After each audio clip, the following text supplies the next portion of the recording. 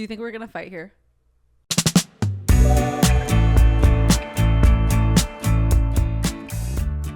Hello, everyone, and welcome back to Touchy Subject, my brand new show that someone here has convinced me to do, and I'm pretty happy about it, but I'm very nervous as well. Today, I'm here with my fiancé, Mr. Adam22. You may or may not know him from all of the content we've made together over the past 6 years. 6 years. A lot of the time we've been on camera together. We have had no clothes on. We've had no clothes on. That's one thing to say. Sometimes I would still have socks on. Yes, sometimes you would not take your socks off. But mostly we're here today because I am going to be interviewing you. Crazy. It's weird. But when you said, I want to come on your podcast, originally when I was starting this podcast, you were like, I'm going to be like episode 20. Like, I'm going to let you do your thing. And then we just got back from a week in Tennessee. And when we're in Tennessee, Adam was like, we should do a podcast just so we can talk about this trip. And that is why we're here. It was a great time. And I figured, as long as I'm going to come here and involve myself with this platform and get behind it, try to back you doing this initiative. That would be so weird. In front of Monica. We should probably avoid fighting by all, like a relationship type fight on a podcast is the biggest nightmare. Well, the thing is, I definitely don't want to fight with you, but when I asked my audience, like, what do you want to hear us talk about? Obviously, a lot of the questions are about our relationship, and I think they're things that people haven't really heard us talk about before, and I think we should address them, and if we fight, we can cut it out. But cool. Let's just start with your childhood, okay? Ooh, all right. I know your parents very well. Yeah. What do you think that you have taken from your mom, and what do you think you have gotten from your dad as far as personality, characteristics, and like how you've gotten to where you are?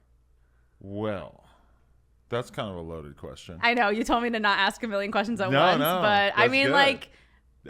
Does anyone ask you about that stuff? It's a loaded question only because I feel like when I look at my parents, and I hate saying this, and I'm saying this as someone who's assuming that my dad's not going to see this, that I got like a lot, like, my mom. Yeah. She's the best. She's really the best. She's a genius. She's so nice. We love you, Nana. She's just the best. My dad, on the other hand, kind of a dick. You're so much like your dad, though. Like, okay, I thought you were so much more like your dad after seeing like his little quirks and him coming over and asking me for nail clippers, like randomly, until I went on a week-long vacation with your mom in New York. And then I was like, oh, Adam is so like his mom too. In what ways? She was just, we'd be walking down the street in New York and she'd be like commenting on people. Right, because not in like a rude way, but like she's like analyzing and observing. She's opinionated. She will make fun of somebody, but in like a pretty nice way, like a harmless way for the most part. But she will definitely be like walking in the street and like see somebody with a weird hat and like lean into and like make a little quip about their hat. Me, it's like that, but then it's just like meaner.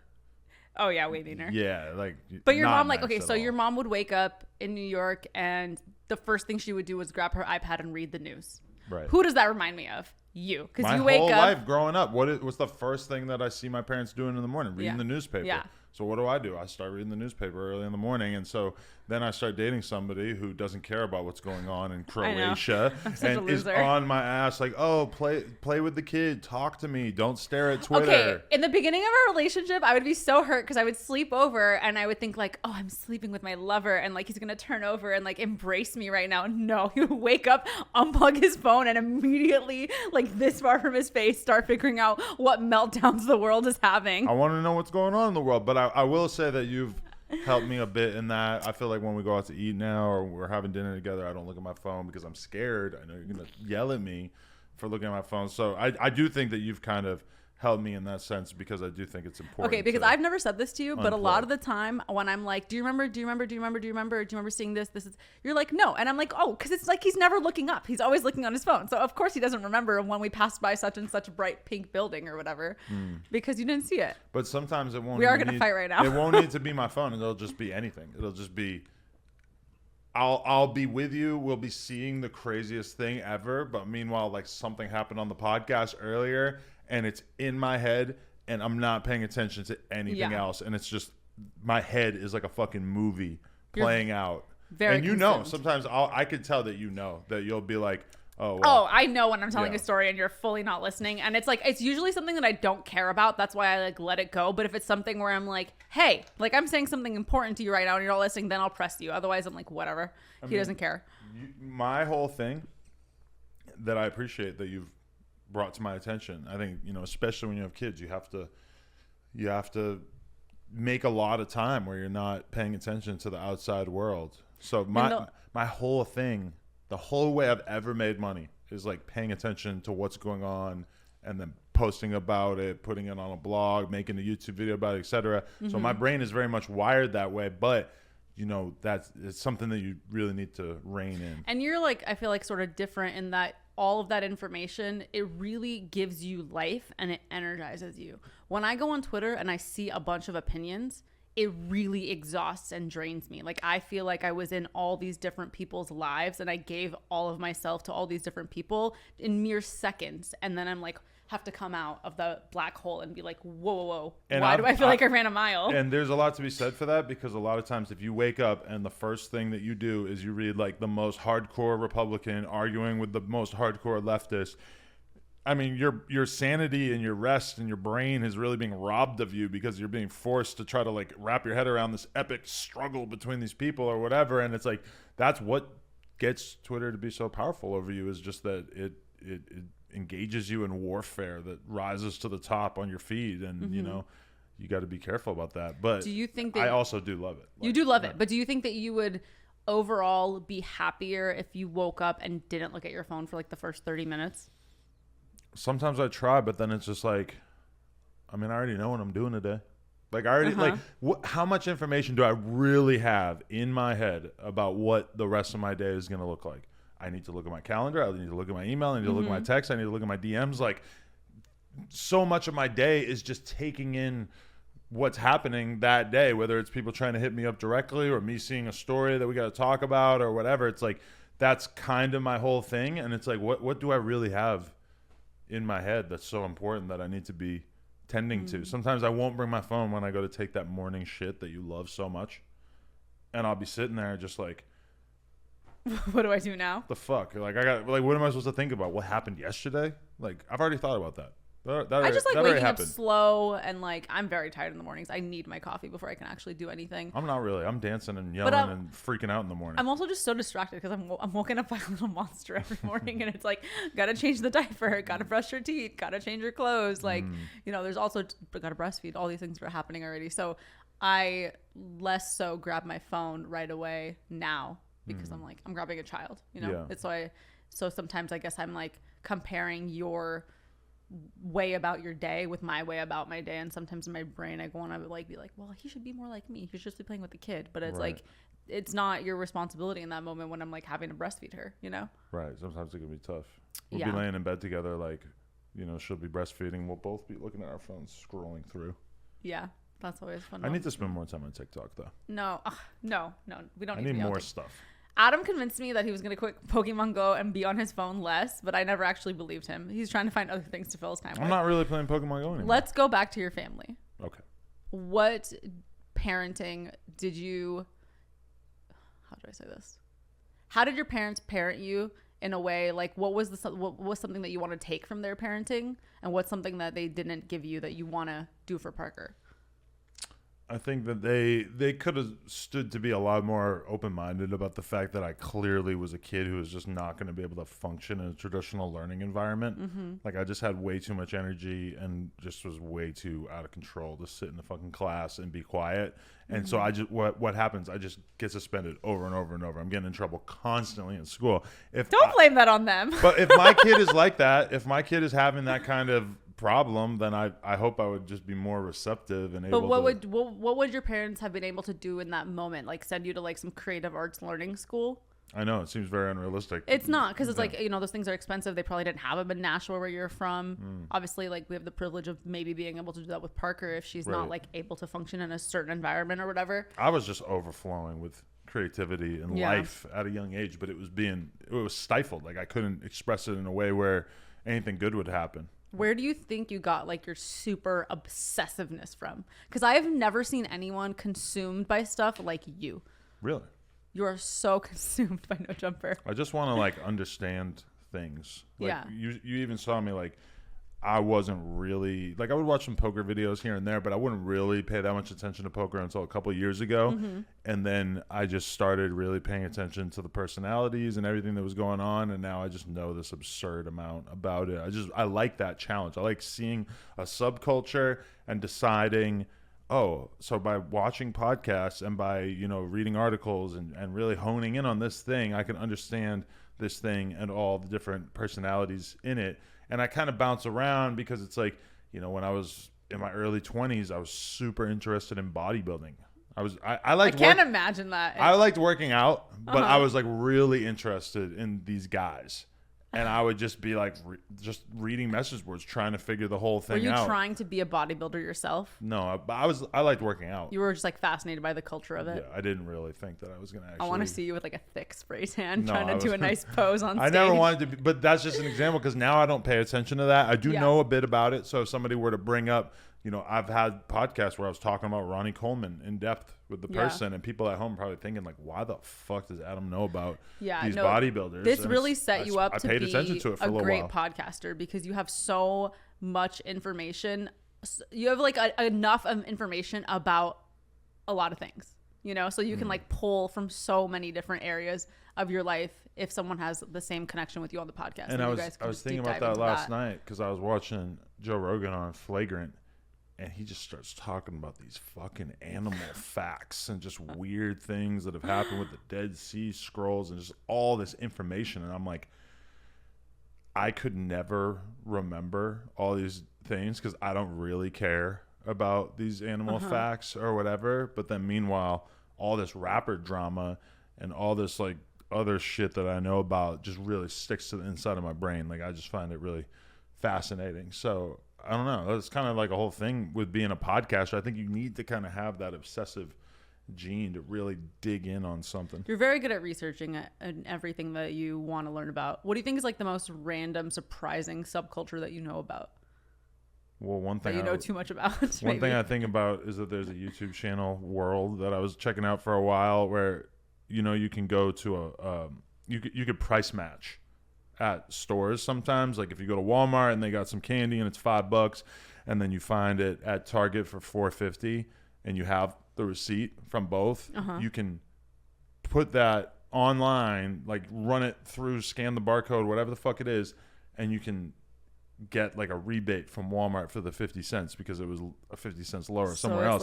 So I saw a YouTube channel of a guy who his whole life, this is the only thing he does, is he walks around the parking lots at grocery stores and finds these receipts. And by the end of the day, he might have a couple hundred receipts because people just drop their receipts on the ground. He hangs out by the trash can, he grabs the receipts, and then he goes home, counts it all up, makes YouTube videos about his hobby of getting these rebates and saying that he's making a couple $1,000 a month and trying to get other people into this hobby and everything.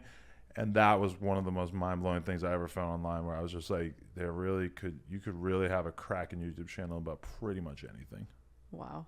And if there's a weird YouTube video, you're going to find it. I've learned so many random things from looking at your subscription box. I want to understand people.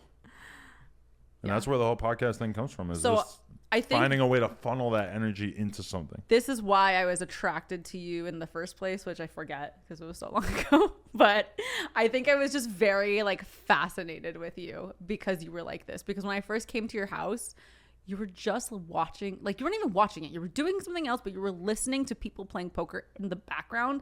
And I thought that was such a strange thing to do. I'm a multitasker. I know, but I was like, this is what he's choosing to do. And then when I asked you about it, you were like, oh, I used to be a professional poker player. And then I'm thinking like, is this guy just like a pathological liar? Like he does this now and he used to do this. And then he used to also be a professional poker player. Like the way that you've just been able to evolve your life and be successful at so many different things. I don't want to give you too many big compliments because your head is so big. But I feel like you're a very incredible man. I could live many lives if I wanted to, I There's could think not of a lot enough of different time things in your I could life be doing. for all the things that you want to learn about. And I know that's the saddest thing for you. But that's why my new challenge is to be a great business owner who can employ people and take talented people and put them into position to do dope shit, where it's like, I love BMX. You were with me during a period of my life where I would go out and ride BMX bikes every day. It's amazing. It's like one of my favorite things of all time. I realistically at this point, I'm just not going to be able to go out and ride BMX 8 hours a day.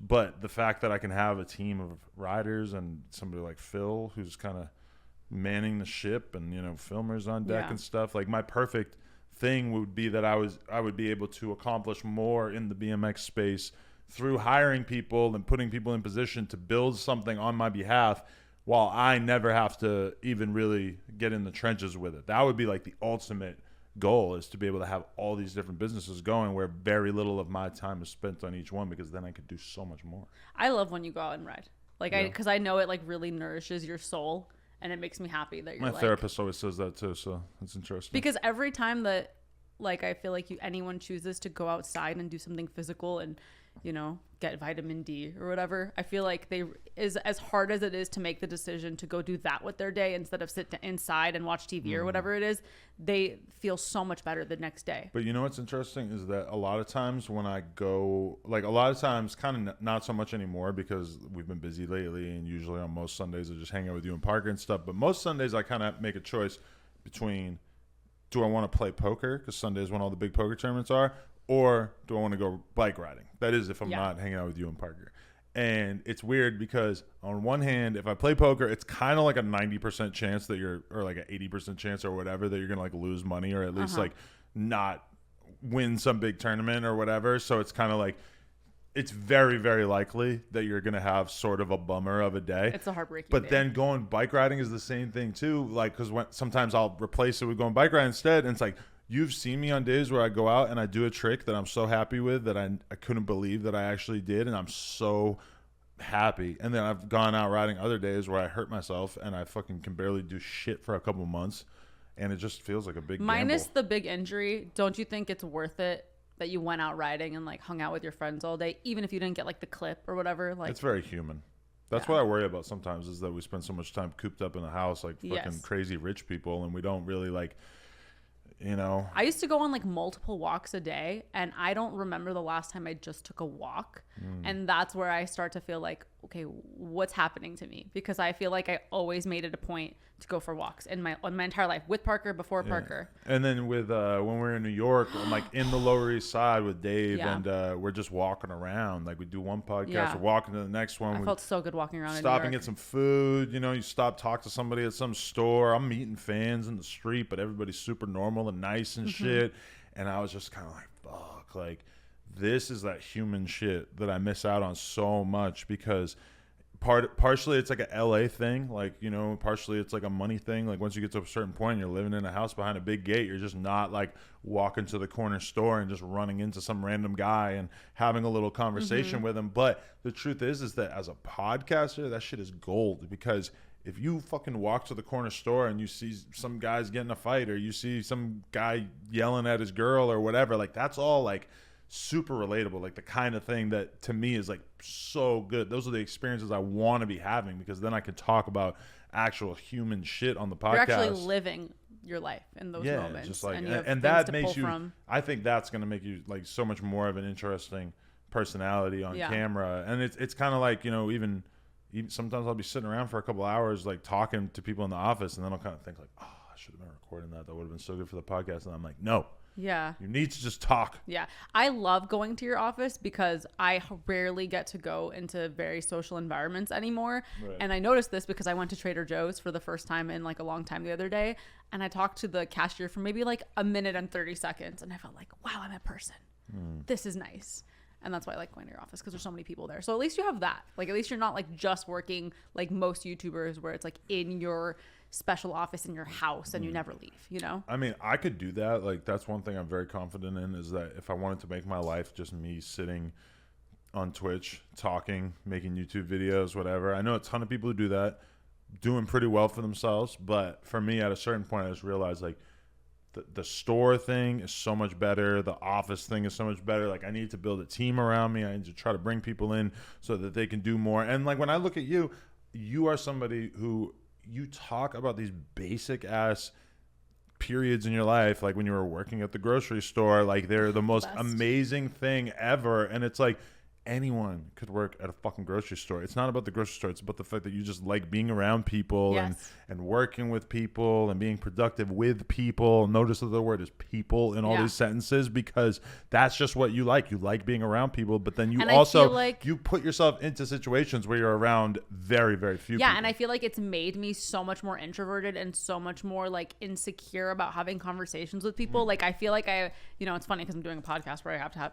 conversations with people, but I feel like that is part of why I wanted you to get into this is why this is good for me, because I feel like it's harder for me to just strike up conversations with people. And I think part of it is that like from the Melrose like store days, like people started to just scare me a little bit, because that process of going from normal person to even somewhat famous person is very weird, and I had a hard time processing it because I didn't really get it. And then people, they don't just come up to you subtly and say like hi. It's like, oh my god, you're like the best thing that's ever happened to me. And for me, as someone who didn't feel like I really did a lot to deserve that, it was really overwhelming. And so I feel like it kind of made me just like afraid of like, oh, is someone gonna talk to me? I'm scared. And it wasn't until like coronavirus, like once we were fully out of the store, that I started to realize just how weird the last few years of my life had been, where I just kind of became this thing that I had been realistically trying to be for a long time, in terms of being however well known and just like knowing all these rappers. Like when you met me, I was like dying to fucking be around rappers by any means necessary. I was just trying to get something going. And then by the time I left Melrose, I didn't give a fuck, and I was just like over being around people and stuff. And then like, I don't know. It's like on one hand, I crave it. I love being around people, but also you realize at a certain point that like me being around people at the store became like, if I'm not having a conversation with someone for 1 minute, then someone's walking up to me and trying to tell me about their music. Yeah, you weren't really good at like protecting your energy, and that's like where you were working. But then all your friends would come through, and then all fans would come through, and it was like you're gonna talk all day on camera. You're just giving so much of yourself, and then that's back when I was working by myself at home most of the day and saw almost nobody. So then we would have the issue of our energies not matching, because I would be so excited for Adam to come home, and then I'd be like literally like an excited puppy, and then Adam would come home and he'd be like dead and he didn't want to talk. And it was like, I feel like that was a little bit of it took a little while for us to start to figure that out, because I would walk into the house and you would be standing on a chair to hug me because of our height difference. Like, I have a boyfriend. You're sad I don't do that anymore. I have a boyfriend, yay! And then I would be like, what's up? Sit down, give you the hug, but like sit down on the couch and be like, oh my god, I was just at work for 12 hours. Like I was just leaving it all on the court, And then now sometimes I do miss that, because I come home and you would never even dream of getting your ass off the couch to show me some appreciation. I used to like greet Adam at the door, be like, hi babe, are you hungry? And now I'm like, it's off in some room. He'll come find me when he needs me. Yeah, she's in the closet like rearranging her earrings and doesn't give a shit about coming out to see me. It's not that. It's Parker. It's because it really is though. And I feel like this is a point in people's relationships where they start to have problems, because it's like a woman tends to get like a lot of her intimacy from taking care of a child, because it's like she sort of fills that spot, and then they don't really seek it out in their partners a lot. I'm baby. Yes, you were baby first, and now you're toddler, but you're still my baby. But so it's like, Parker goes to bed at 7:30, and when Adam's not home, I'm like, oh my god, I'm alone for like 1 second. And then you pull up in the driveway and it's like, I'm like almost bummed because I just haven't been alone. And I feel bad about trying to have sex with you for 15 minutes. Yes, and I'm so mad at you for trying to take my time. You're like, fine, can we skip the head? No, I never say that. You're just like, you don't have to give me head if you can just have sex. I've been working all day, my dick stank. Yes, exactly.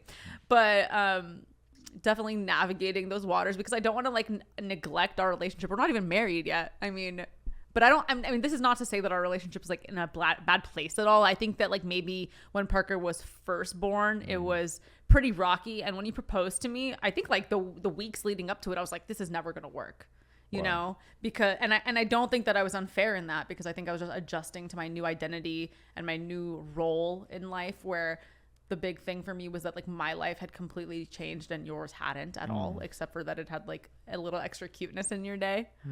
Whereas for me, I was like a prisoner. Yeah, it is quite unfair, isn't it? You got the boobs and everything, so the baby really kind of just demanding. She cried after you when you left today. She always cries when I leave. That's just kind of new. It's very cute. I love it. I love seeing her love you, and I love seeing you love her. It's like it's weird to say, but like that's what makes me the most attracted to you now is like seeing how much you love her and seeing how much she loves you and seeing you guys play together. And like sometimes I worry if you'll get jealous of me loving her so much. No. I'll be talking to her and I'll be like, Parker, I love you more than anything, and then I'll be like, and mama. No, I don't care. I used to get jealous. I was telling Adam this the other day because ex used to call you from jail, and I was like early in our relationship, and he would always, before he hung up, he would say I love you, and you would say I love you back, and I was like, but he doesn't love me. I want him to love me. So I used to get jealous of you telling your bros that you love them before you told me. But that's fucked up. With Parker, I give her your everything, and still to this day you won't let me talk to AD after 8. What? She doesn't let me talk to anyone from the office. Adam refuses to answer phone calls ever, so you're just not talking to him because you don't want to talk to him. Sometimes I look at my phone though and I'm like, bro, how am I this well known and I got 2 phone calls this whole week? Because I know so many people, but everybody knows that everyone knows you're not going to answer. I'm not going to. I feel bad calling you. I mean, now I can FaceTime you whenever I want because I'm usually with Parker and you want to see her. But otherwise, because if I'm calling you, otherwise, what am I going to just tell you about, like, the shitty thing that happened to me at the gas station? You would hate me. AD will get a fucking FaceTime from one of his friends. Like, there's hundreds of people that it could be. And he will be on the couch talking to them for 40 minutes about, the car accident they got in last week. And to me, it's like, bro, when someone FaceTimes me, the clock just starts ticking. And like, if I get to like 10 minutes on the phone with somebody, like, I don't know what it is, but I've just always been this way. I hate being on the phone. It monopolizes I love being my on the attention phone. too much. I used to like do phone calls with my best friend in middle school because she went to like the other middle school in Glendale, and we would just like chat. We would just talk about nothing on the phone all day long. Sure. It was the best. In high school, I loved it because you're just looking for your friends. You find some people that you like, and you're just talking to them like every night. I totally get that, and it just does not make sense in my head anymore. Like every phone call should be like 5 minutes. I'll do it if I'm not busy. I feel like I talk to my sister on the phone like every single day. But I also will not pick up the phone ever if I'm with the kid, which is kind of weird to some people. I feel like is like I'm just unless if it's a business call, but if it's a family call, you'll pick it up. Oh yeah. But it's like when people like my rapper friends call me or whatever, and I'm with the kid, it's like no, it's sacred time. It's like this is so much more important. You could text me. Yeah, I feel like that too because I feel like I have to separate my 2 lives. So if I'm getting a call from like another OnlyFans girl I'm gonna work with or whatever, I always pick up Monica's calls because me and Monica working on real important shit. But if I get a call from like another OnlyFans girl, I'm like, no, I'm a mom right now. I am not. It's hard to code switch. Yes, exactly. And she doesn't even know what you're saying yet. She knows a lot of things that we're saying. But not we're going to start fighting soon about all the content you watch in front of her. All of people's stories that you watch in front of her. I'm always like, Oh yeah, I'm expecting that to probably be like the argument, fight, the fight. debate is like, I can't watch swamp stories in front of you because he said fuck a couple times. It's not that. Sometimes they're like talking about like murdering people, and they're talking about like gruesome details. I wouldn't listen to a murder mystery podcast around her, and there's not even a visual. Well, I'm glad I got those AirPods. Yes. And Parker's going to come pull them out of your ears. I can already picture it. I'm going to need them if I'm going to fucking want to keep watching YouTube videos. I'm just going to have the TV synced to my thing, and I'm just going to We're going to have to do that. Playing with Parker, listening to... This is where the man cave comes in. Next house, we need like a little separate adult But I have playroom. a man cave. I have the fucking back house, the Jack Shack. No, it's not just a Jack Shack. I beat off there. It's my office too. I do calls back there. Well, I'd be beating off back there. Everyone, Adam wants you to know that he masturbates in our back house. He masturbates in all parts of our house, so I don't know why he's acting like... Mostly the back house, and the aka shower. The Jack Shack, and the shower, and then sometimes the bathrooms, and then sometimes on the couch after you go to bed. Don't tell me that. Why? Because if you get anything on that velvet, I'll be so pissed But at it's you. fun. Why would I spill cum? I'm an experienced professional. No, but that is a weird feeling because sometimes you'll be asleep and I'll be like kind of hitting a lick on the couch and just thinking like, oh my God, I hope she doesn't come out. Imagine I wake up to get a glass of water. I know. And you see me fucking with the phone. It's going to be so embarrassing. Okay, so let's talk about relationships because I feel like most people in relationships would literally leave their partner if they walked into the living room and saw them masturbating to a porn on their phone. Why? Because a lot of people consider porn to be cheating. Those or people like, are or insane. if they're like in the same space, they might be like, you should have woke me up to have sex with me because I'm there, so you shouldn't choose like porn over me. I'm sure I'm gonna wake you up. I'm not saying that this is how I feel, but there are other people out there who feel this way. The other day I beat off to Plug Talk. Which episode? Classic. Which classic? I'm not gonna tell you. Why? Because that's too weird. It's like I was in it. It's like I cheated on you with that girl though. If I tell you who I beat off to. Can I? If I guess correctly, will you say yes or no? No. Secret. This is my business. But I'm not actually gonna care. This is my business, lady. All right, I'm not gonna tell you which guys I beat off to. Go ahead. I'm just like making sure. Carl Drago. Carl Drogo. What's his name? Carl Drogo from Game of Thrones. Carl. Universally loved man. Okay, so let's talk about relationship stuff because this is what everyone wants to know from us. I feel like we've addressed. I gotta go, man. Shut the fuck up. I feel like we've addressed this on so many other podcasts that I don't even want to address it here, but I feel like my audience deserves to be explained to as well. Like why we have a very one-sided porn relationship where you sleep with other women and I don't sleep with other men. Do you want to? Yes, on camera. But also, I never sleep with any other men. Well, I don't sleep with any women off camera. Well, yes, this is true. So I never think about the title of our relationship. Like people are always like, you guys are poly or whatever. Like I consider us to be in a monogamous relationship because we're emotionally monogamous, even though we're not physically monogamous. And every time that we have sex with another woman, it's for work and on camera and for our business. Right. So yeah, I would agree. We're monogamous. Yes, we're monogamous, but or I guess probably we're not technically. I'm sure there's a different name for it. Technically not, but like if you only sleep with other people together, there's got to be a name for it. We just don't. We're not sex literate enough. We're not like one of those people who know about all those terms. Yeah, I don't know enough terms. If you want to tell me what you think we are in the comments, you can let me know so I can LMK know more stuff. But yeah, for me, sometimes I wish I could sleep with other men just because logistically for my schedule, it would be easier because Adam is a very busy person. And so sometimes it's hard to call upon him to work with him, especially when I want to have like a threesome for my OnlyFans and I have to coordinate with one other person's schedule.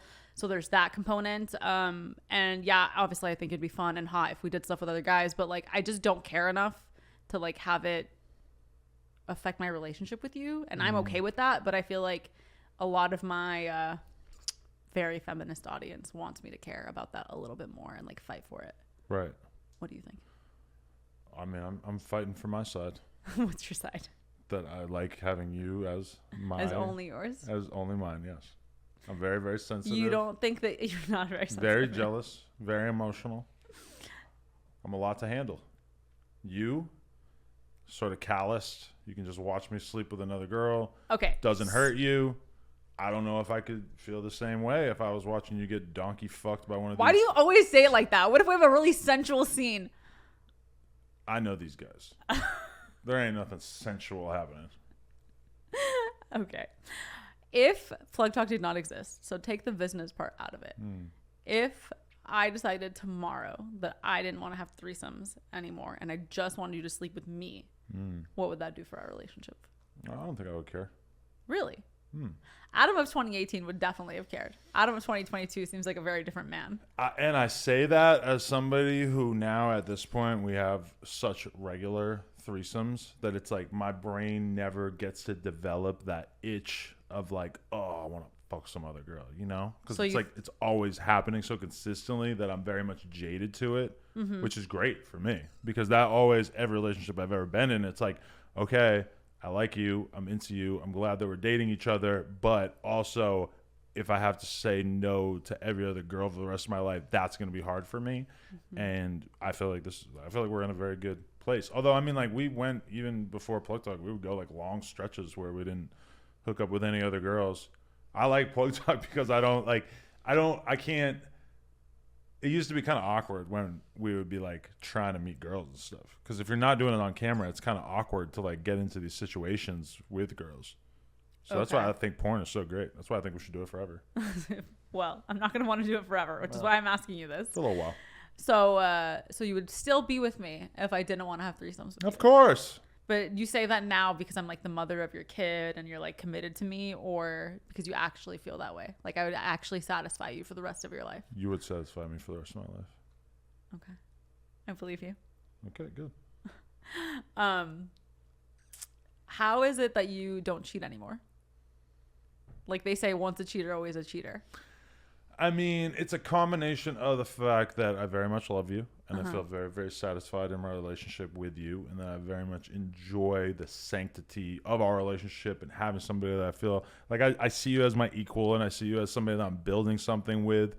To cheat on you at this point would feel just as shitty as if I was hanging out with somebody and they were talking shit about T-Rel and I was fucking going along with it. Like, yeah, fuck T-Rel, you know? Like, I would never do that because that would make me a bad person. Yeah. At this point, you know, the trust between us is so important. I do feel like to there's me a lot of trust between us. And I feel like Yeah. people out there want me to not trust you because they just see you in a different way than I see you. Right. But I do really trust you. And I, you know, people are like, oh, he's going to fall in love with another girl from a threesome and run off. And I'm like, you really don't know this man. You've seen me fuck hundreds of girls. I don't know if it's hundreds, but like, it's I don't think you've ever really felt like there was even a real crush. You probably thought that I thought some of the girls were hotter than the other girls, but it's not like I'm like hitting them up. And like, I know that I can tell you the top 10 girls we've had the most fun with, but like, I don't think you think about those girls and think like, oh, I should have gone with her. I'm very, very committed to you. And even outside of that, I just love being in a relationship. I like having that part of my life taken care of. So early on in our relationship, like before we were like exclusive, Adam would fool around with girls and like we had never decided like we're exclusive to each other, and I didn't really think anything of it. But in 2018, you tried to self-sabotage. You almost cheated on me and I found out. And it was like this moment, we were in this huge fight. And you were like, you still wanted to go and hang out with this girl. And you were having to make the decision of like whether or not you were going to stay home with me that Friday night or you were going to go hang out with the girl that you wanted to have sex with. And you chose to stay home with me and chose to continue our relationship. This is the day where you were throwing the Henny bottle? At the floor, yes. I didn't throw it at anybody. But do you feel like you just like didn't want to let yourself have something good, or like what do you think it was? I mean, it's just hard to turn down all this pussy, right?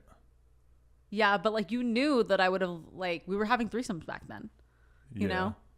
But not with her, right? But don't you remember what happened? What? So I was out with some girls. I was like shopping or whatever. It was a Friday night. And then I was like texting you, what are we going to do tonight? And you were like going to try to lie to me and say that you were going out with your guy friends to a show. Mm-hmm.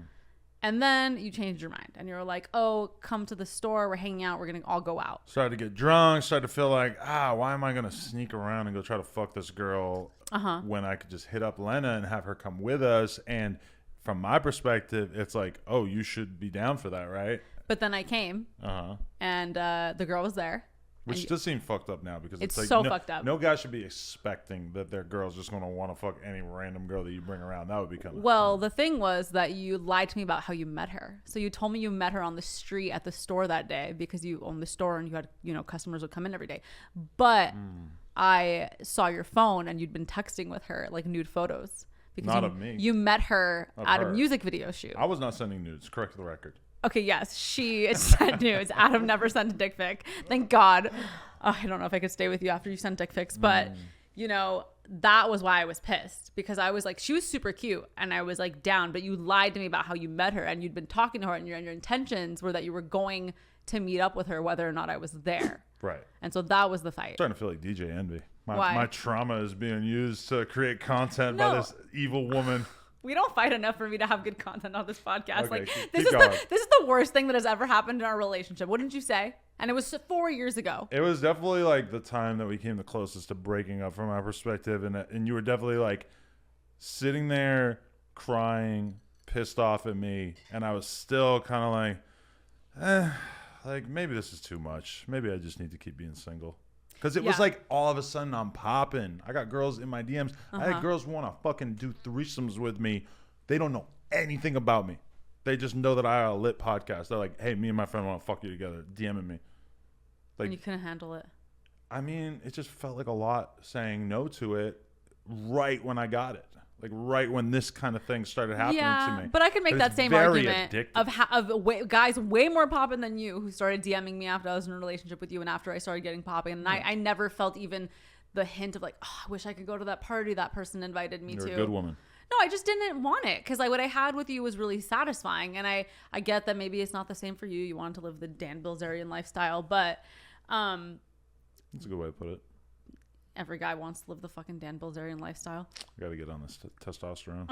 Yeah, please don't. I'm looking a little shrimpy. But like that was a focal point in our relationship, and I think in that moment, like I was happy that you didn't decide that you wanted to just end it and keep being like a playboy. Mm-hmm. But I was really like wondering about myself, like because you didn't cheat, but you almost cheated. I mean, the texting photos back and forth and whatever is like.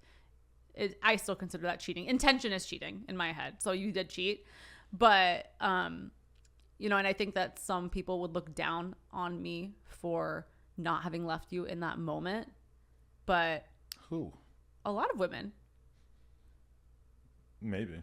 I look down on myself in those moments, but I really loved you and I really wanted to be with you. And I felt like, you know, I basically gave you a second chance and it wasn't for nothing. Like it ended up working out.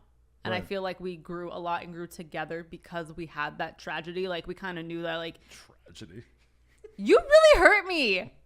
I just don't think like, cause you know what it would have been if I had fucked that girl. It would have just been like me fucking her for 10 minutes and then it's just nothing.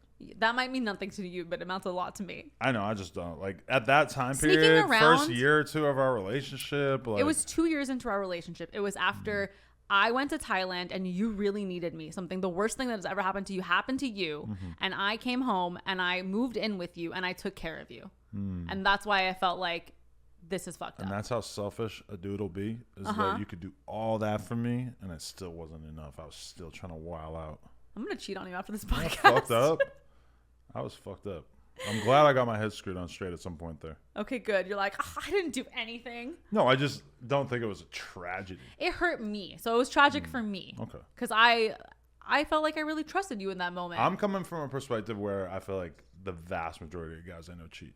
Yes, exactly. So you have a fucked up group of friends that you surround yourself with and you feel like I've been with the same woman for this long. I must be a great guy because I don't go to the club and cheat on them every weekend. And that's not a good standard to set yourself by. That is a good standard. No, it's not. And I know you're saying I'm doing way more than most dudes are. I feel you like cheated in all of your other relationships and that's why you feel like you've done really good for me because I've changed you haven't a lot. cheated in 4 years. Yeah. I feel like I deserve some credit. Yes. And don't I deserve some credit? Of course. You're a great woman. Well, thank you. Anyways, we talked about our cheating scandal. That was like a half cheating scandal. You better not write a book. Well, I don't have any content. If you do write a book, I'm not going on the book tour. You're not going to DJ Envy me. Can you explain so that people in the audience know what you mean? DJ Envy from The Breakfast Club, his wife wrote a book about how she caught him cheating like 10 years ago. And then she goes on like a media tour with him. And she's talking about like how they got past their cheating or whatever. And he's just kind of sitting there looking sad the whole time. And it's just like, wow, women are evil. Like she really coerced this fool into like just. She wrote a whole book about it. I would like to read the book. You should. I don't know if anybody else is, but I just thought it was hilarious. I'm like, I'm not letting any girl ever do that to me. Now look at us now. What? I'm letting you use our trauma, our tragedy. Fuck you. For content. You know, most girls in relationships who have podcasts just spill every little last detail about all of their fighting and all of the stuff in their relationship on their podcast. I need to fight with you more so that I have more stuff to talk about on this podcast. Well, that's what they always say. And I feel like your podcast needs to be a repudiation of this at some point, is that guys do podcasts about interests, topics, things that they like, each other. And then girls do podcasts about boys. I'm not saying every girl podcast, but a huge percentage. I would say it's about relationships in general. And women are fascinated by relationships. Yes, interpersonal relationships are hobbies for women in a lot of ways. And that's why you're using my past cheating as clickbait. I'm not using it as clickbait. I don't even know if I'll leave it in there. You got it. I got to leave it in there? That was good shit. Okay. Yeah. Your mom's definitely going to be listening to this because she wrote some questions for you. Yeah, she said, you have really normal, boring parents. How did you get so fucked up? I think about that too. I think about it all the time because your parents are like very square. Very.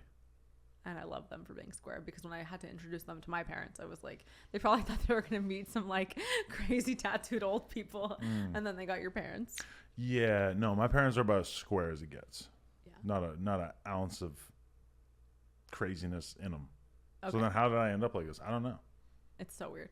You just, I think my theory is that somehow the pain and the trauma of my mother's multiple miscarriages was somehow like stored up and propelled me out of her uterus with such strength and such force that of course I would be born with a chip on my shoulder.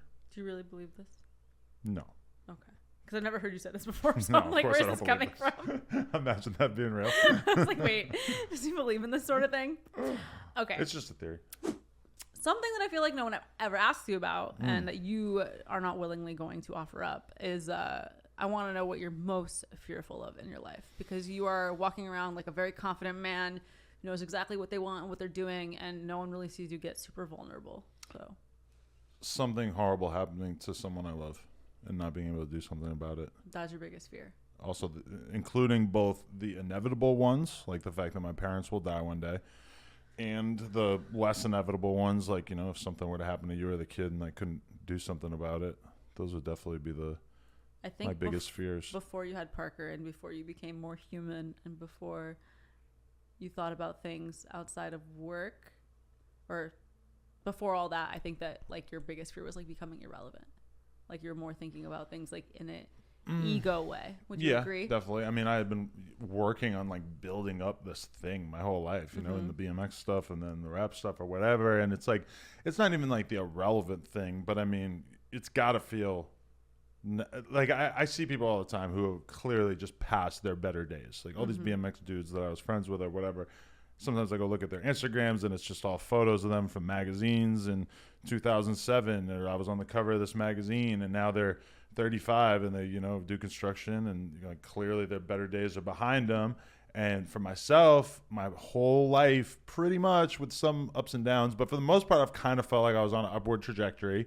And there's definitely been times where I also was just scared shitless, like, oh fuck, is this gonna stall out? Like, am I gonna make less this year than I made the year before? You know, like the whole time I've been doing no jumper. Like right now, I'm in a very, very confident, happy space. But I mean, there's many years, you know this, where I was like, what the fuck am I doing? I'm grinding out these interviews, just trying to keep this shit afloat. But what am I actually building? You know? So I mean, yeah, becoming irrelevant sounds kind of like ego driven, but like, just not becoming something that I was happy with, or just not getting to a point where I felt like I had really built something I was proud of, I guess would probably have been my biggest fear. I feel like you haven't peaked yet. Like I feel like people can consider like your moment right now like the peak, but this moment is still happening and we don't know where it's going to go. So like, it's such a great feeling. You know?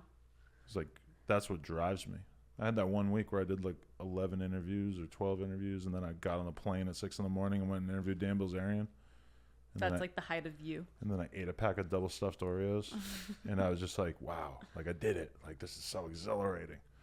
I don't know. It's still livens you up and drives you. I podcasted for 5 hours yesterday and felt like very exhausted and drained from talking, because it was probably more talking than I do in like a few days. Right. But you go and you do like 3, 4, maybe sometimes even 5 podcasts in a day on those rare days, but like multiple days a week. Right. And it's like a muscle that you've exercised, because most people, I don't think they realize how exhausting that really, really is. But I was saying this yesterday, that it keeps you sharp, you know, especially for someone like me who is around a 1.5-year-old who knows very little words and sometimes doesn't get that stimulation of being able to have a conversation where you're like on every second, you know. It's why you're and that's very why sharp. When we were in Nashville, I said something that you briefly took offense to, where I was like, man, I feel like my brain is just not like, I just get offended anytime I plan a vacation and I think you're maybe not enjoying it. All I was saying was that it felt so different because when I'm doing no jumper, my brain is like forced to be like thinking itself through little puzzles all day. How do I get this guy to talk about this? What is the correct order for me to kind of structure this podcast? How should what should we talk about tonight? It's a Tuesday show. Like I got nothing to fucking talk about. I gotta like get on my phone for 20 minutes and try to find some topics that we can discuss, whatever. Then I go to Nashville and I'm having a great time, but you know, yes, I'm spending a lot of time around the baby. I'm talking to you, but talking to you I feel extremely comfortable with. So it's like, you can kind of feel your brain rest into this like other mode where you're just sort of coasting. And I remember feeling it. I remember when I left college and I had been playing poker and like, you know, spending a couple of years of, you know, being out in New York and everything. And I realized at some point, like, oh fuck, I feel dumb. Like I haven't, like that after graduating. I haven't read a book in a couple of years. You know, I'm doing this poker stuff and I'm reading shit online, but I'm not really forcing my brain to think and stuff. And so that's one thing I love about podcasting is I'm just constantly trying to figure shit out. Yesterday I was supposed to interview this rapper, so what do? I'm fucking watching an interview with him from 3 years ago. I'm watching like 10 music videos in a row, just trying to figure out like how can I have this conversation with him? What's going to be the stuff? It really people feels click like on. a lot like schoolwork. You know, you're like doing the research, and It's then like doing a little you're book writing report every day. theses by like actively thinking of the questions, and then the actual assignment is like doing the podcast part. But then instead of just writing about a person, I'm actually getting to sit down with them and have the conversation, or I'm sitting down with my friends and having a conversation about somebody else or something else like that. I just find very exhilarating. And then the fact that it's going to sit online for hundreds of years, and that people, when this person is dead, they will go to this interview and watch this interview to try to understand who this person was while they were alive. Yeah, you're recording history, So because it's that's how amazing you do. feeling. That's how you do a lot of your research. Is you watch someone on someone else's podcast, and then if they're not haven't been on any podcast, your job is a little bit tough. Sometimes I have to just really sort of pick up as much as I can from their music videos or their Social music media. Or I mean, a lot of like rappers, let's be real, their music just doesn't really tell you that much about them. Yeah, they can be saying whatever. Can be a real challenge when you're trying to put the questions together. So yeah. So I feel like we've talked about you a lot and podcasting and everything, but I feel like the audience and me, I want to know more about like you as a dad. Like what do you hope to teach Parker? Like what about you do you hope she becomes? You know, like what does she get from you? The same way you've gotten a lot from your mom. I would just hope that I could like help make my kid as driven and motivated and as excited about life as I am and as you are. And that's pretty much the main thing, is like whatever she ends up being into, whether she wants to be a little softball slugger or a little skater chick, or if she wants to, you know, go to Harvard or whatever. I don't want to at all be like, no, you have to do this. This is the direction I want you to go in. You know, I'll probably push her in all kinds of different directions, but I think we both probably, like, number one, want to foster, like, a curiosity and a love of learning in her. I think no matter what you're learning about, it's, like, the most important thing to just be excited about everything. About whatever you're doing, yeah. And that's what's so exciting about being a parent, is that you can put her in front of all this stuff and everything is new. And, like, you know, you give her a fucking cake pop and it's, like, the most amazing thing she's ever seen in her life. And that we're going to get to experience that over and over and over, because when you give her a cake pop at 2 as opposed to 1.5, and she can kind of like get it a little bit more, it's going to be even more exciting. I mean, the one thing, the best way for me to put it in terms of how much I care about my kid is I realized that I wouldn't give a fuck. I would gladly just stop doing no jumper, just shut it all down for my kid. You really would? Yes. Wow. Which is a weird feeling. I don't think I believe that to be true. Like, I don't think you would actually pick her over no jumper. Versus what? Her dying in the street? Well, or no. what's the alternate scenario? Let's say I had to move to New York and I had to take her with me. Like something like that. And you had to pick whether or not you were going to stay here and do no jumper. Well, that's just not seeing her as much. Yeah. That would be tough. That would be a tough decision. But yeah. I can build a branch out there. You'll figure it out. T-Rail could hold it down out here. Okay, so Josh. you weren't really sure that you wanted kids. You never really thought about it. You were always just, you know, living your life with whatever was in front of you in that moment when you were younger. Most guys don't really think about kids that much growing up. I was thinking about avoiding kids. Yes, I was thinking about, like, I love kids. I can't wait to have kids. I know I'm not going to have them young, but, you know, I wanted them. Keep my pull-out game strong, which I still very much pride myself on. But then we decided 2020, we're already boring. We don't go to these parties. We're hanging out with your nephews anyways. You had met your nephews and decided you actually liked kids because your sister had kids before you. And then that's when you knew you actually wanted to be a dad. Right. Now we have Parker. She's 1.5, 19 months. And I feel like people are sort of breathing on me a little, like, when's the next kid coming? And I always thought that I would have kids back to back to back if I had that many. I don't even know how many I want anymore, but like I always, when I was younger, I imagined myself with like 7 children and not even a husband. Like I just wanted a bunch of children. I don't know. I wanted not even a husband. What kind of freakish social justice I just didn't bullshit care. are you like, into? I just didn't care. Obviously, it's not practical to not have a partner when you need you're a partner. running a household. But like I was just so obsessed with kids that it was like it didn't matter to me what my partner was like. I would be fulfilled by my kids. You don't need to be Murphy Brown out here being the single mother for all these kids to look up to. Well, I don't know. I think who that is, but the family unit is very important. it is very important. And now that I am a mom and I have you in my life with Parker, like I don't know how single moms do anything.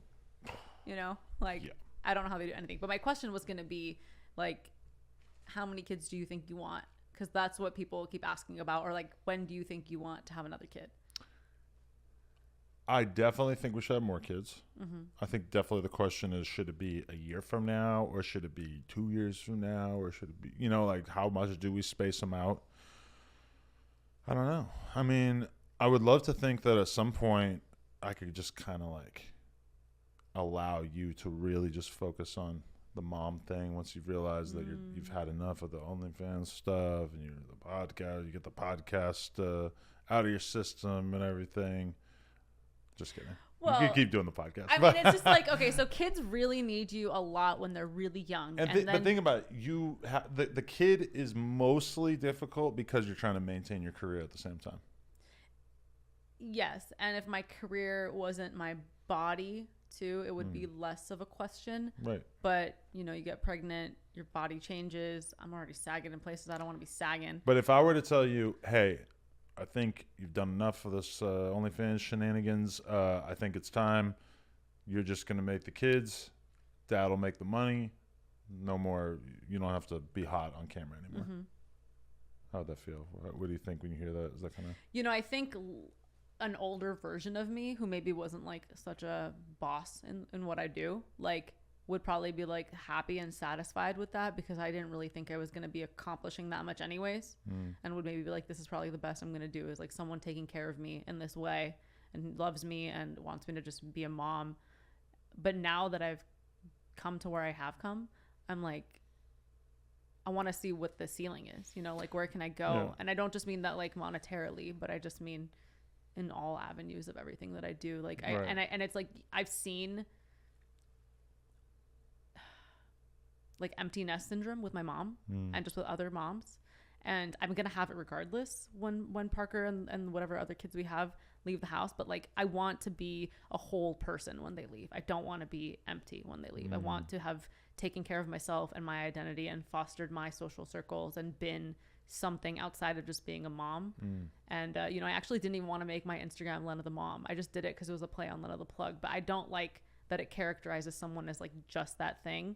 And if you are just a mom, like that is totally okay. But I do think that like you need to figure out who you will be the day that your kid leaves, because you don't want to be a shell of a person. No, I agree, you know? Yeah. And so I think like and by doing this, I'm also helping Parker in a way. Like I'm giving her sort of like a point of view of my mom is more than just a mom, because if I just stayed home and was a mom and gave her everything, she's still always going to think you're the cooler parent because you leave the house and do all these cool things. And like, I want to be something that she looks up to and aspires to be more like as well. And I feel like, you know, you can poke holes in this and say, well, you just being a good parent or a good mom and cooking for her or whatever is like good enough for her. And maybe it is, but I don't think I would feel totally satisfied with just doing that. And I thought I would before in my younger life. I thought like, I just want to be a mom and I'm okay with just being a housewife. And like now I'm not.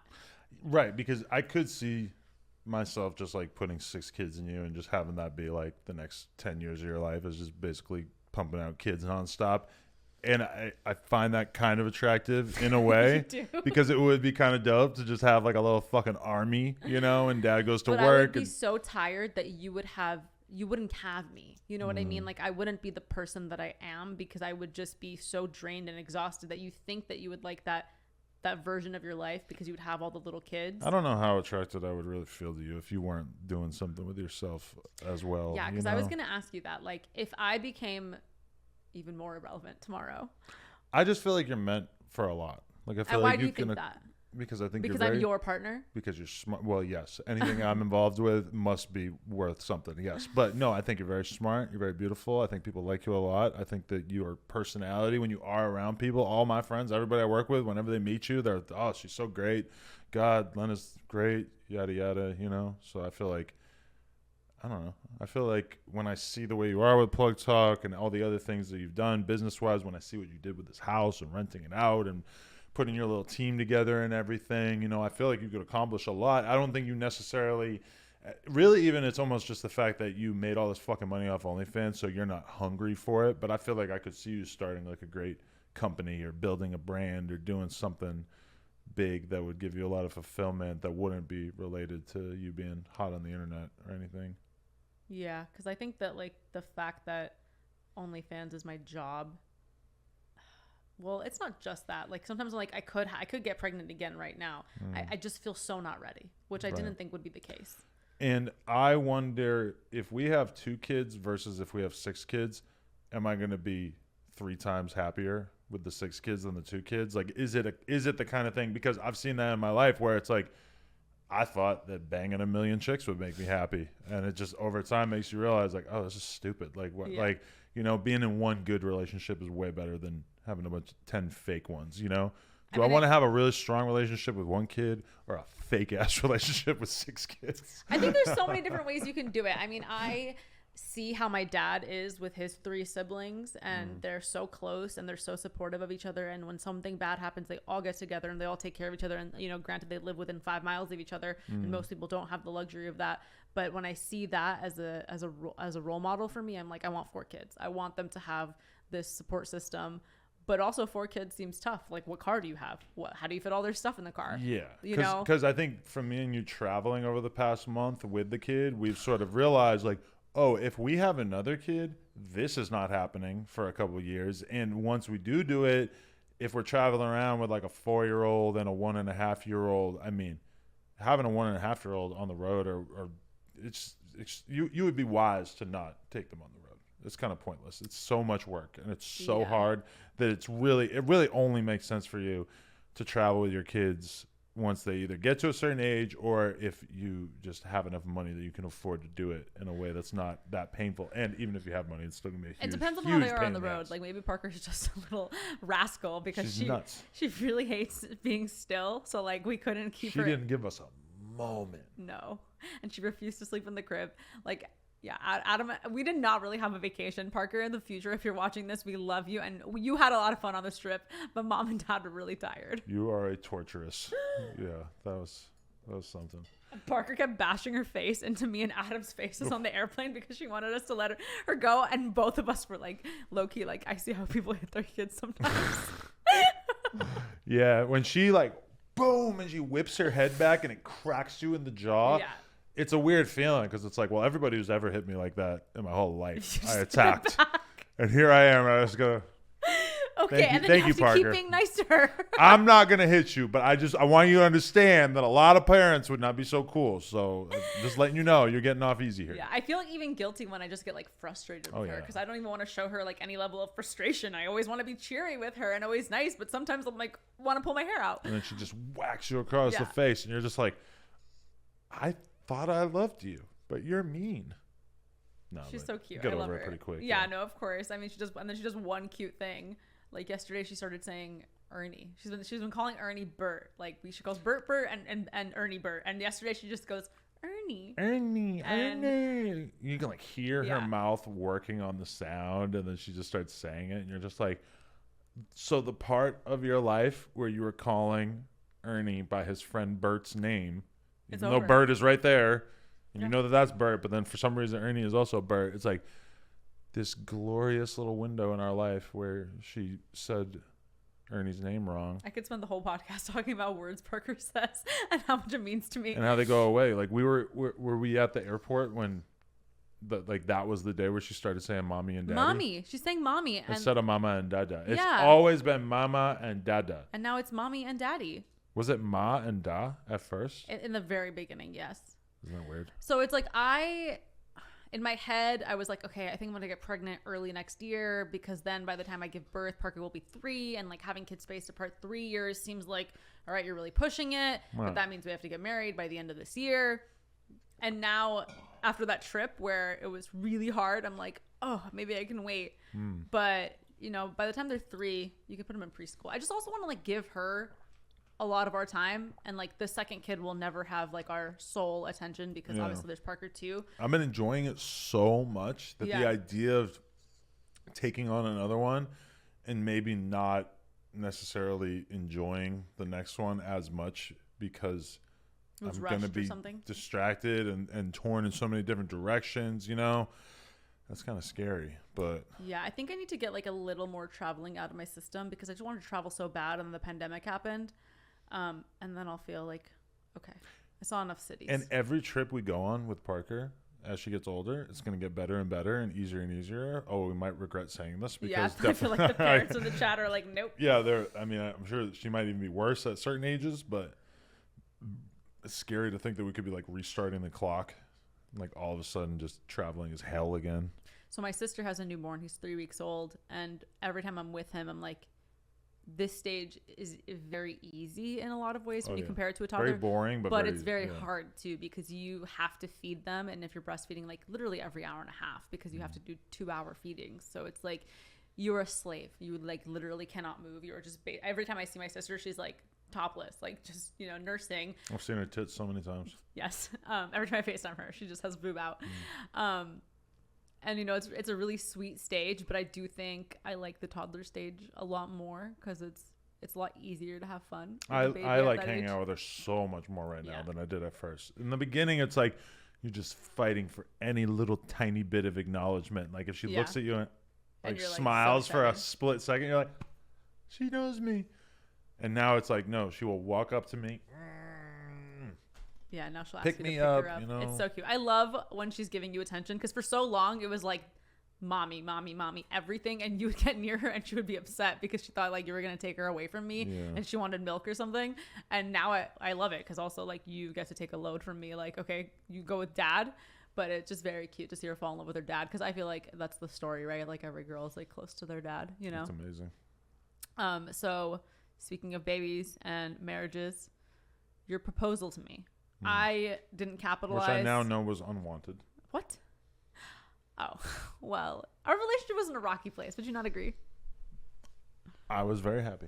I was happy too, but, well, I wasn't that happy. But it was just a lot of uncertainty in our relationship. There was a lot of new things. Maybe I didn't realize it, but I was actually trying to secure the relationship because I kind of sensed that there was some. Maybe I wanted to show you how serious I was. I've never really asked you this, or maybe I did ask you and you just gave me a joke of an answer. But like you always said before we started dating, like I don't want a girlfriend. Then you said I don't ever want to move in with my girlfriend, and then you said I never want to get married, and then you proposed to me. So walk me through the thought process and how that changed. I don't know. We popped out the kid, and maybe I just kind of grew up a bit, and I was just like, oh, this is fucked up. I don't consider myself too much of a traditionalist, but I do feel like I kind of looked at it, and I was just like, oh, this is fucking bad. You're not supposed to have a baby unless you're married. By whose word? God. Yeah, God. I mean... And also, I felt it from you. I felt like that... By the time you did propose to me, I was like, so I had already long forgotten. I was like, well, this motherfucker's never going to do it. Whatever. I wasn't thinking about the fact that you were going to look like a harlot to your community. Yeah, I think at this point, my family is more upset that Parker hasn't been christened yet than the fact that we're not married. And it is a weird thing for me as an atheist because on one hand, I should not want her to get christened because... We're doing it for family tradition. I'm not like a practicing But Christian in any way. I don't believe in God, so I don't believe that christening them is actually going to do anything to them. But I love my grandma enough that I will do anything for her. Yeah, whatever. It'll be a cute day. We'll take pictures. Her getting christening isn't going to make God any more real than he already is, which is not real. But also, if we have a boy, I'm leaning towards no circumcision. Yeah, I agree. I think it's kind of fucked up. I do think it's fucked up. Even though I'm cut. I've been watching my sister clean boys' parts while changing a diaper, and it's a lot more work when you don't circumcise them, but I'm willing to deal with that. I heard having a foreskin is equivalent to having a pussy on the end of your dick. It feels that much better. Now, that being said, sex already feels good enough that I don't know that I want a pussy on the end of my dick. That sounds kind of overwhelming. Every time you cuss and say sexual words, I feel like I'm going to have to bleep everything in my podcast. Why? I don't know. And I also just feel like the set is so prim and proper when you say vulgar Talk words. about I'm jizz. like, yeah, I'm like, oh. No, you can jizz, even in medieval times at a tea party. Yes, you can. I No, don't know. not at a tea party. Is this Not medieval? in the tea. I don't know if this is not medieval. Absolutely not. Okay, so you decided to propose, and it was mostly what? Just because you felt like we already had a baby, and it's like, it's what happens now. I just, We did I everything. wanted out to of show order. you I was serious about it, and that I was not planning on going anywhere, and that I loved you, and that I thought we should get married. So you proposed to me on my birthday, not on my birthday, but like my birthday weekend last year. I was turning 30, and I was kind of like, what are we doing? Because you were like, you rented a house in Malibu, and we had like recently done something in Malibu. My other birthday, I was turning like 28. You rented a house in Malibu, so I was like, this fucker's like, what? He's just has the same trick. He's gonna do the same thing for my birthday. But you rented the house and you planned a photo shoot on the beach with Parker, like a family photo shoot. And it actually turned out to be an engagement photo shoot, and you surprised me, and I was completely, totally surprised. I had no idea that you were going to propose to me. Thank God I got my makeup done, and it looked really good. Well, I picked the right dress. Yeah, because I had to put that puzzle together. Because keep in mind, this is right in the middle of COVID. Yes. So it's like a lot of proposal ideas that a guy might have is kind of like a public thing. Like, oh, you do it at a big party, or you do it in public at the mall, or at a restaurant, or, all these weird things that you see people doing to propose. And that's one way to get a good proposal off. But I mean, there was like no gatherings of people at this time. Like at this time, it's kind of hard to even remember, but it's like to even have 50 people around, like you would get smeared on Twitter. Like you were this fucking animal for doing that. And so then I'm like, okay, well, nature, maybe we could do it in nature. But then I'm like, well, if we go on a hike and I propose to her and like maybe I have somebody hidden and they're filming it or whatever, I'm like, she's going to be wearing fucking Lululemon, no makeup. She's gonna, absolutely. What are the photos going to look like? It's going to look terrible. It was a very good idea. So I was like, what can I do that will actually have her looking good and it'll be exciting? And so I landed on the photo shoot idea. I thought it was pretty solid. It was great. It was a great idea. I was perfectly surprised. I was a brat during the photo shoot because they were making us do like really cutesy romantic things. And I was thinking like, Adam hates this kind of shit. Like, what are we doing? Why are we like holding hands running around the beach in our sandals? Why am I wearing khakis and a button-up shirt? Yeah, why was Adam dressed up? I guess I have a button-up shirt now too, but... I was totally surprised he proposed to me. I said no repeatedly because I was just in shock. Thank God that you didn't let the drone guy throw you off. I was not thinking about the fact that there was a drone there at all. But I think the better part was that after we went back to the Airbnb, like a bunch of my friends and our family were there, and we had a lot of really good food. And I engineered that. Yeah, I like the idea a lot. And Parker walked in. Parker started crying because Yes, everybody was because screaming. everyone yelled surprise That was and funny. or congrats or It's something. in the vlog. Go watch the vlog. She was 6 months. Yeah.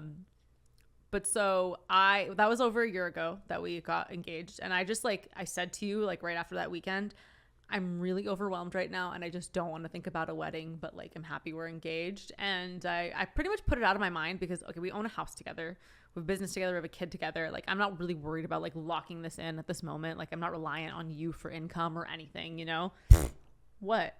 We split everything. She's calling me broke. I'm not calling you broke, but it's like You heard it. I'm a woman of my own means. I'm okay. Oh, okay. So, but then I started thinking, if we do want to have baby number 2, I don't want to walk down the aisle pregnant. So then I must at some point plan a wedding. So Monica and I are in the very early stages, and your sister, of potentially planning a wedding that might happen this year. And this is it's already traditional, July. right? Like the guy doesn't normally have much to do with planning a wedding, right? Well, not you, because have if I nothing to ask offer. you, Nothing. a single fucking question about do you want it like this or like this, you're gonna say I don't care, and then you're gonna show up at the wedding and you're gonna say why didn't we do this like this, and I'm gonna hate you. In life, I've learned that I should push my ideas and help on things that I feel like I have something to offer.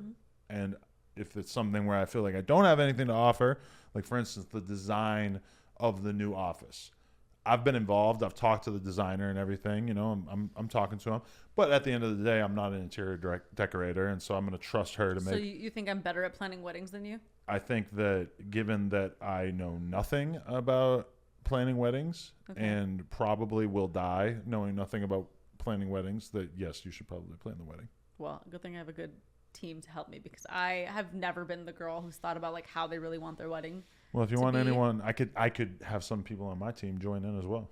Who you think would be a Phil. good Phil? Why do you think Phil? I just think Phil has love in his heart, and he's the most romantic guy in your squad, so for he should help me. sure, he's always got a different girlfriend. So we're both not gonna have wedding parties. Are you okay with this? Because I'm not gonna have a Bachelorette squad. And yeah, because what's the point of me having a bachelor party when I do plug talk every week? You know. But we could. Okay, so I was saying like a wedding party. So like we're not gonna actually have bridesmaids and bridegrooms at the party. But if we wanted to, we could have like a combined strip club night. That'd be kind of fun, right? Can all the strippers be tested so we can bang them? I guess so we can like make our own strip club with tested people. Or we could just run one last red light. No. No. But I mean, you could go do your thing with your boys if you want. But I think it'd be fun to go to a strip club together. You like that idea? What? A little hanky panky in the strip club for Adam and T-Rel and Phil. I feel like it's going to end up turning into a sex content party where we just get all of our friends and get them tested and we all just have sex and film it. What if me and all the No Jumper boys just have a little strip club trip and then we end up running a train on some 45-year-old smoker? Then we'll have to cancel the wedding. Even me and Phil? Why would does Phil have anything to do with it? I'm just thinking about Phil now. I know, you're like obsessed with him right now. Mm-hmm. Okay. Well, Adam always has to take it somewhere super weird. Yeah, I'm a funny guy. Monica, do you think there's anything pressing that we should talk about since you have the notes in front of you? I want to know if Adam were to pick a wedding party, who would be his best man? Oh, that's a very good question.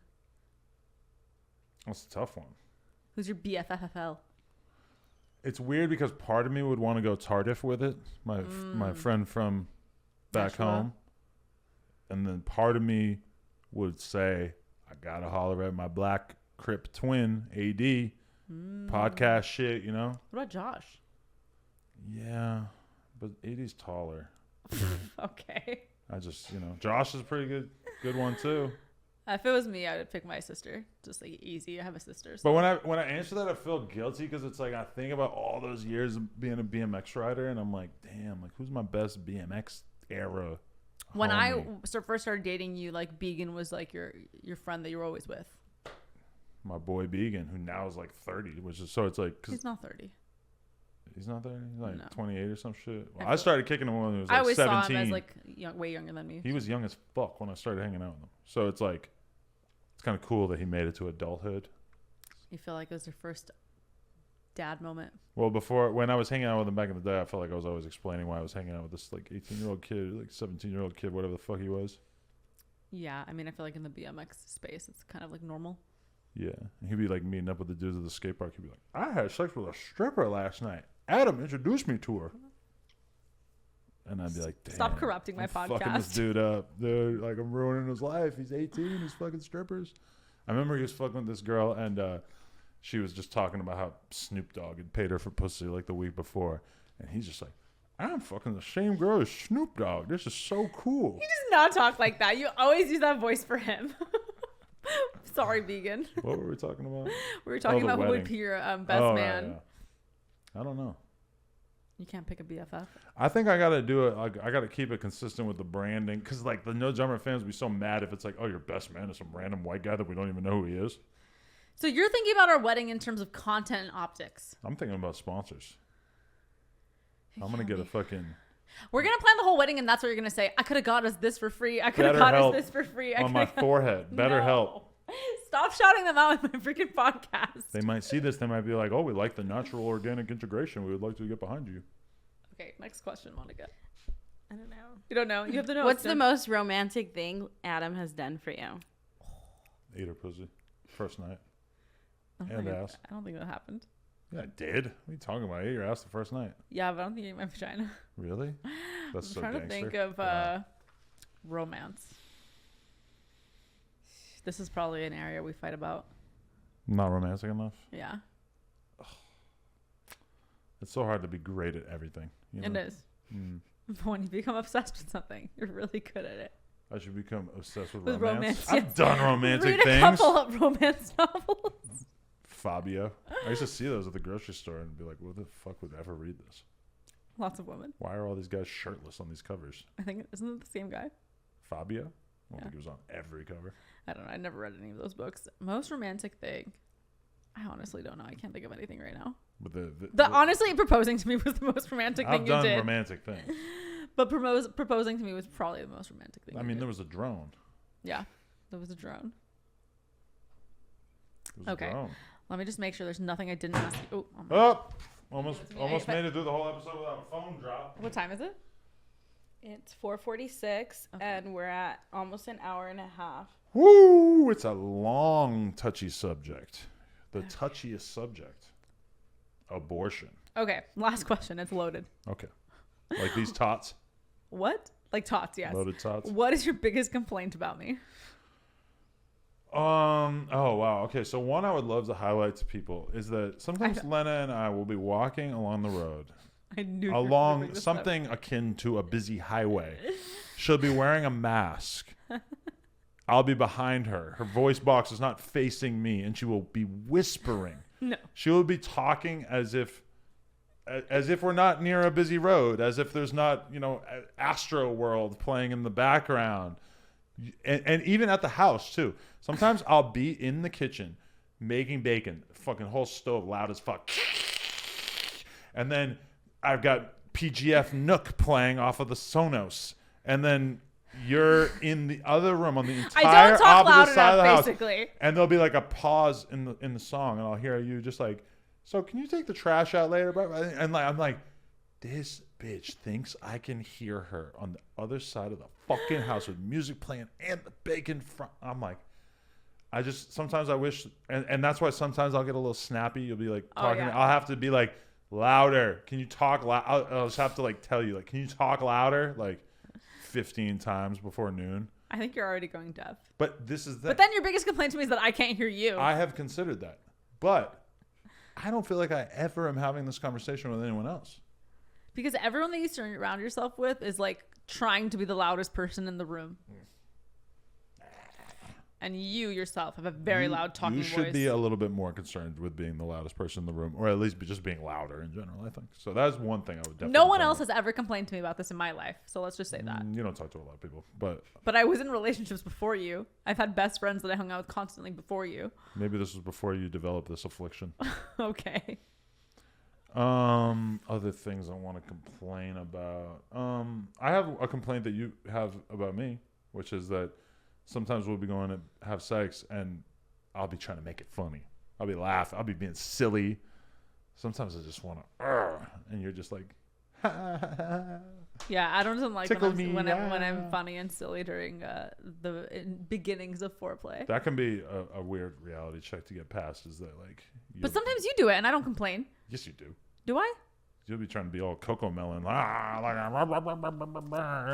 I'll be like, "Come on, be serious. This is a romance novel. I'm Fabio."